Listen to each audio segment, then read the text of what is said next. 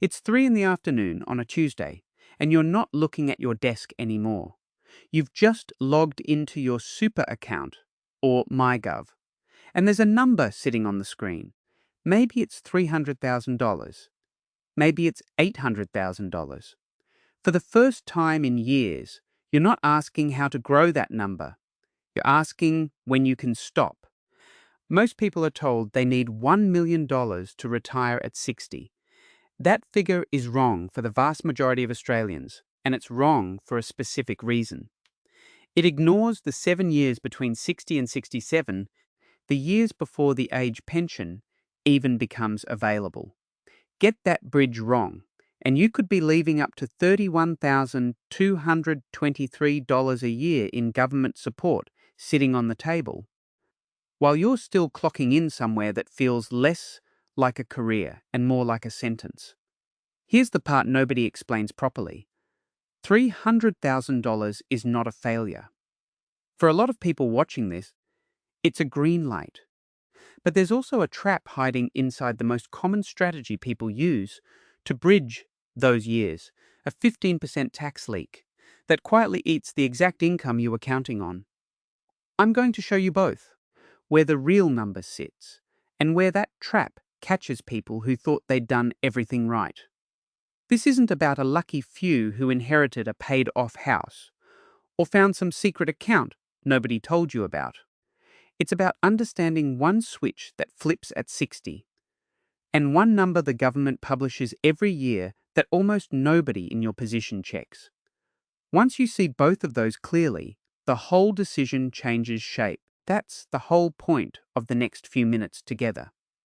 Not to sell you anything, just to walk through the actual mechanics most people never get shown before they make this call.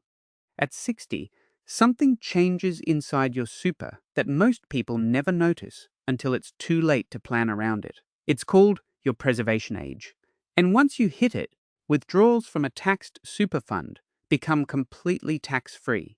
Compare that to the 15% tax you've been paying on your earnings inside that fund for your entire working life, and you start to see why 60 isn't just a birthday. It's a switch. But turning 60 on its own doesn't flip that switch. The rule is called a condition of release, and it asks something specific of you. You either need to genuinely retire, meaning you end an employment arrangement, or you need to wait until you're 65. Notice what that actually means. You can retire from one job and still pick up shifts somewhere else. The system isn't asking you to disappear from the workforce. It's asking you to end one specific arrangement. Now here's where the $300,000 conversation gets interesting, because most people assume that number means they're behind. It doesn't. If you're single, own your home, and hold under $333,000 in assessable assets outside that home, you qualify for the full age pension, worth close to $31,223 a year. That's not a consolation prize. For a lot of people, having a modest balance isn't a failure of planning. It's actually the sweet spot for getting the most support the system has to offer. Here's the trade-off nobody puts on a whiteboard for you. If you wait until 67 to start thinking about any of this, you skip past 7 years where you could have used a transition to retirement stream to drop down to 3 days a week instead of 5, easing out instead of stopping cold. Those 7 years don't come back. You can rebuild a super balance. You can't rebuild the version of yourself that had the energy to actually enjoy a Tuesday off. I've watched this happen to people who did everything right on paper. They hit the number, they had the plan, and they still kept working full-time because nobody sat them down and explained the mechanism. They just knew 65 as a vague finish line, not something they could shape. But there's a catch sitting inside that transition to retirement strategy, and it's the same one that trips up people who think they've found the clever shortcut. Start drawing down while you're still working, and the ATO treats your money in a way that's very different from full retirement. That difference is where the real leak is.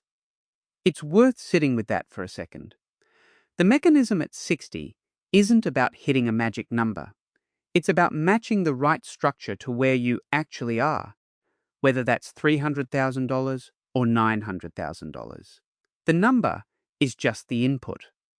What you do with the switch is what determines whether the next 7 years work for you or against you. Most people treat a transition to retirement stream, or TTR, like retirement on training wheels. Start pulling a bit of income, ease off work, everything feels softer. That description misses something that costs real money.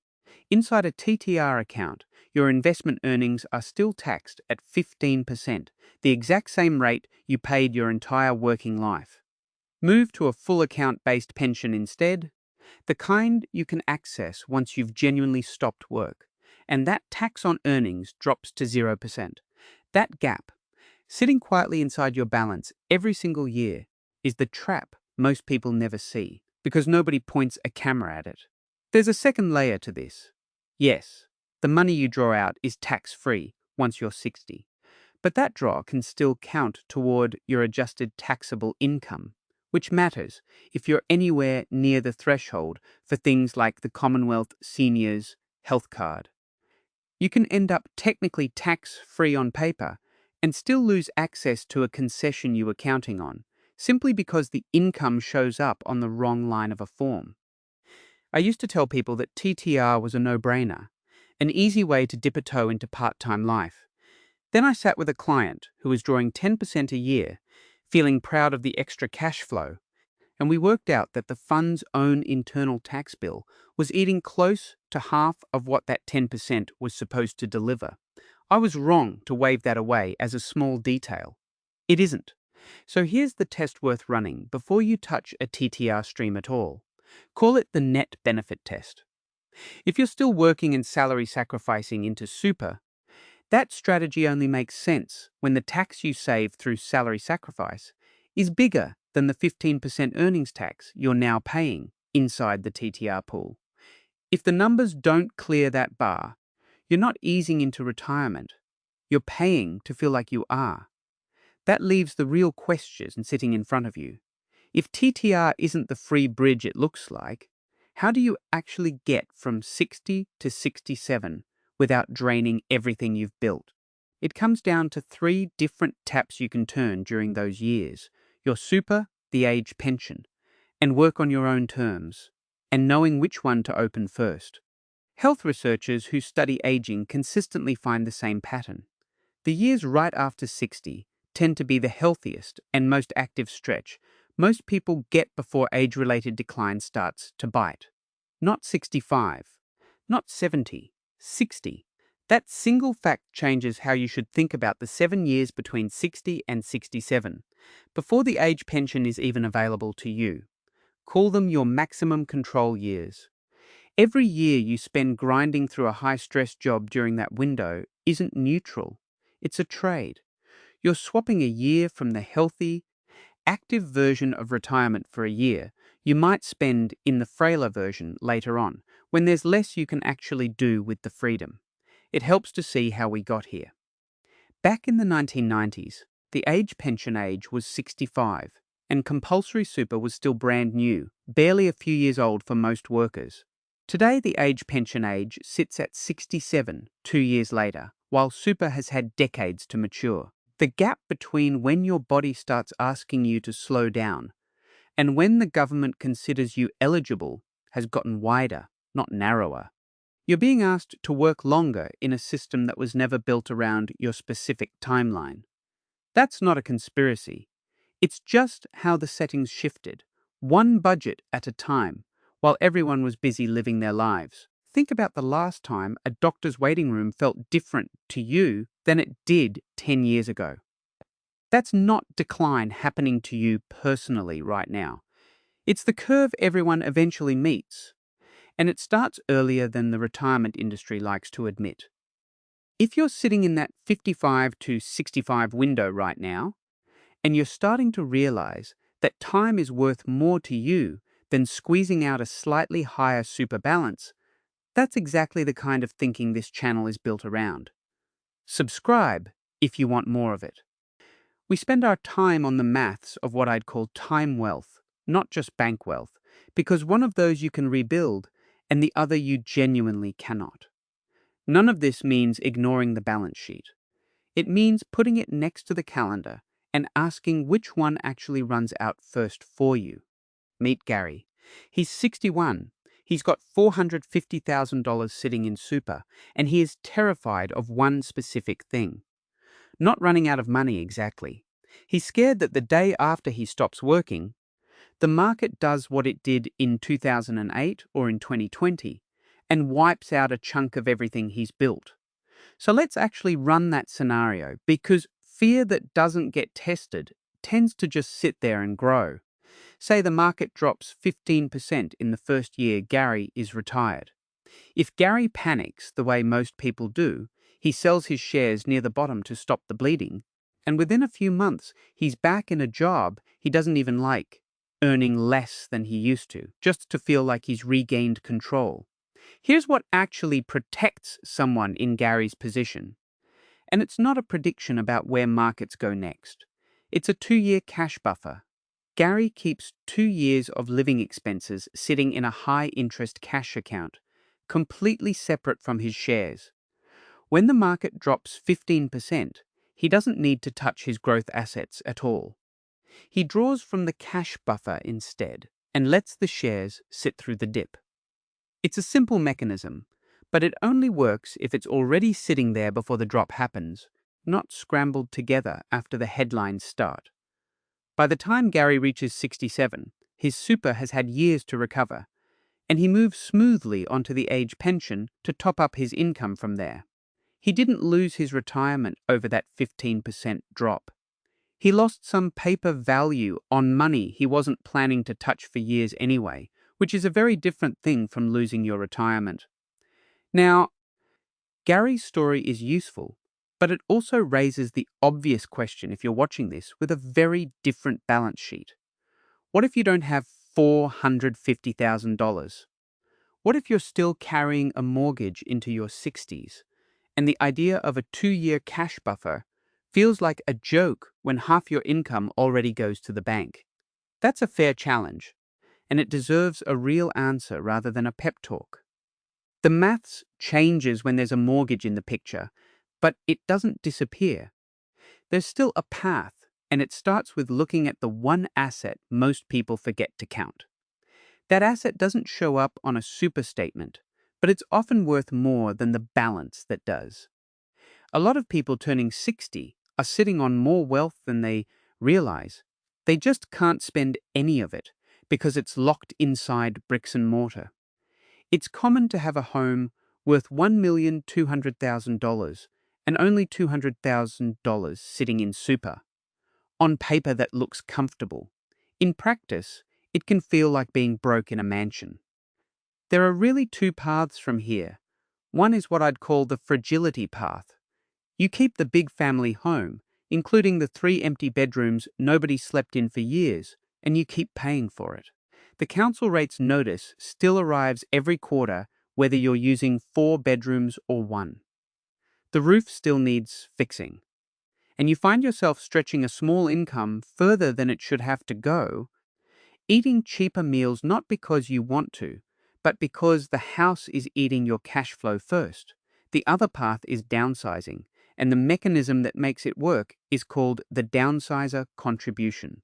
Sell the family home, and you can put up to $300,000 per person straight into your super, completely free of tax, outside the normal contribution caps. What that actually does is move money out of a non-income producing asset, a spare bedroom nobody uses, and into an income-producing one, a super balance that can pay you a wage for the rest of your life.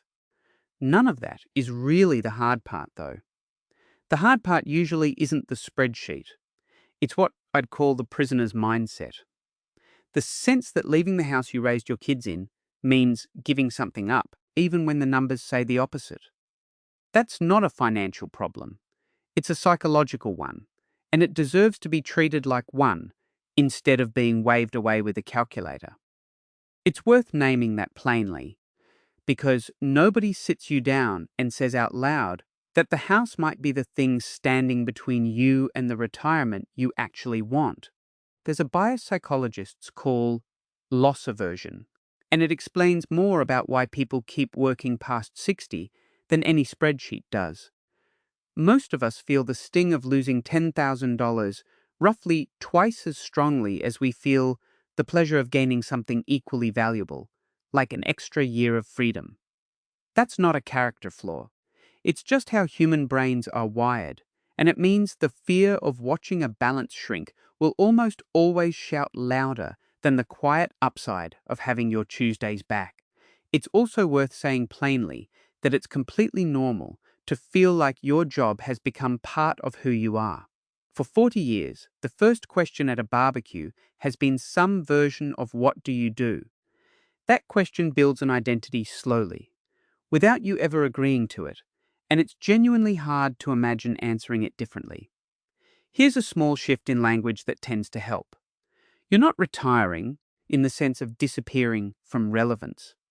You're pivoting, moving your time and energy towards something you actually chose, rather than something that chose you 30 years ago. If you want to test where you actually stand, try what I'd call the Tuesday test.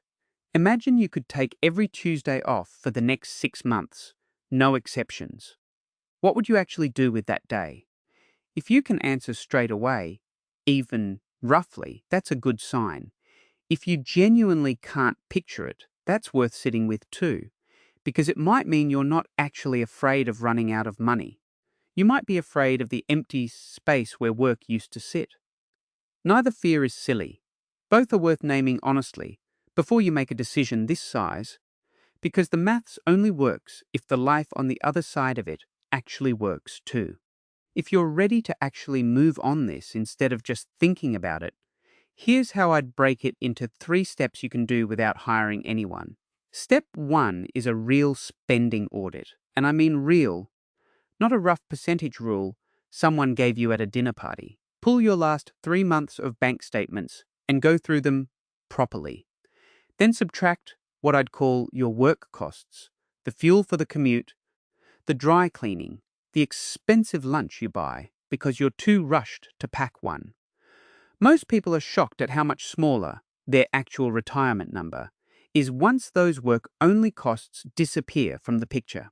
Do it properly, on paper, before you assume any percentage rule applies to your life specifically. Step 2 is your asset test check. Line your assessable assets, everything except the family home, up against the thresholds. As a single homeowner, that's $333,000.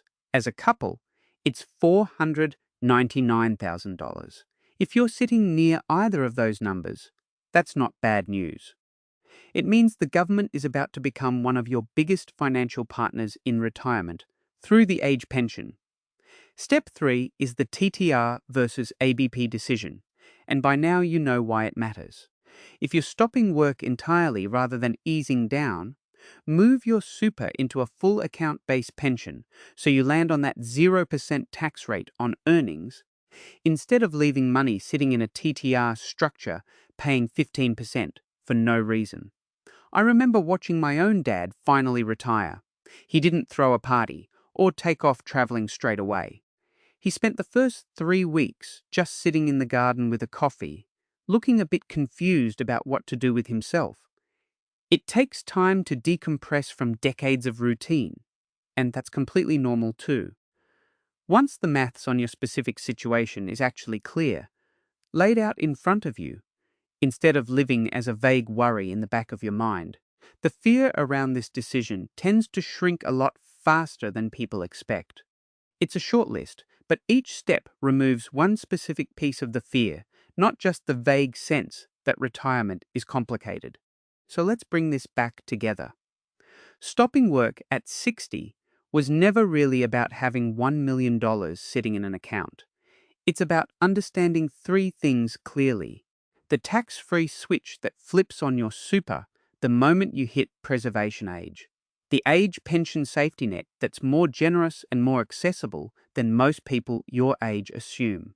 And the real value of the healthy years sitting right in front of you between 60 and 67. You've worked hard for decades to get to this point, through mortgage stress, kids, and jobs that didn't always deserve the hours you gave them. The system, for all its complexity, is actually designed to support you now. You just need to know which buttons to press, and in what order, rather than assuming the whole thing is stacked against you. If this helped you see a way out of the one more year trap, the habit of telling yourself you'll go just one more year before you actually stop, then subscribe. There's a growing group of Australians here doing exactly this, working out how to reclaim their time instead of just their balance sheet. And I'd like you to be part of that conversation. Nobody hands you a certificate for waiting longer than you needed to. The only thing waiting guarantees is fewer of the good years left to spend. That's the whole point of doing the maths properly in the first place. Not to scare you into waiting, to free you to actually stop.